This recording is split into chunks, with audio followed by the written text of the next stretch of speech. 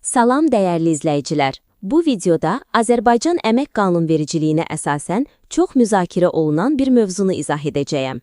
30-40 il əmək stajı olan və ya pensiya yaşına 1-2 il qalmış işçi ixtisara salına bilərmi?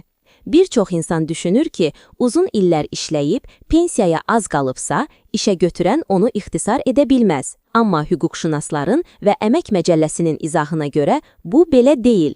Əsas məqam.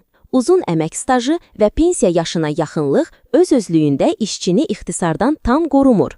İşə götürən müəssisədə struktur dəyişikliyi, ştat vahidlərinin azaldılması və ya iş yerlərinin ləğvi kimi real əsaslar olduqda və qanunvericiliyin tələblərinə riayət etməklə əmək müqaviləsinə xitam verə bilər.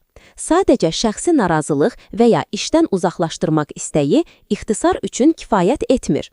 Hüquqi və faktiki əsas olmalıdır. Prosedur necə olmalıdır?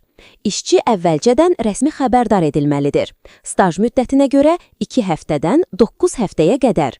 Qanunla nəzərdə tutulan işdən çıxarma müavinəti ödənilməlidir. Eyni vəzifədə bir neçə işçi varsa, seçim zamanı peşəkarlıq, staj, ailə və sosial vəziyyət kimi meyarlar nəzərə alına bilər. Pensiya yaşına 1 il, 2 il və ya daha çox müddət qalması da avtomatik qoruma yaratmır.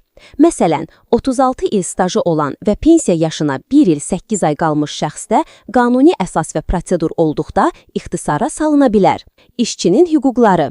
Əgər ixtisarın əsassız və ya prosedura uyğun olmadan həyata keçirildiyini düşünürsünüzsə, bütün sənədləri, əmr, əsaslandırma, xəbərdarlığı saxlayın.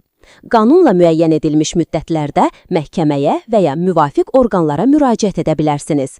Məhkəmə xitamı qanunsuz hesab edərsə, işə bərpa və digər tələblər mümkündür.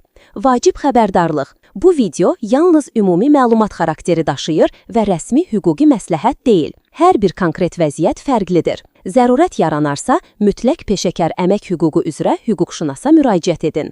Əgər bu mövzu sizin üçün aktualdırsa, şərhlərdə suallarınızı yazın. Videonu bəyənin, kanala abunə olun.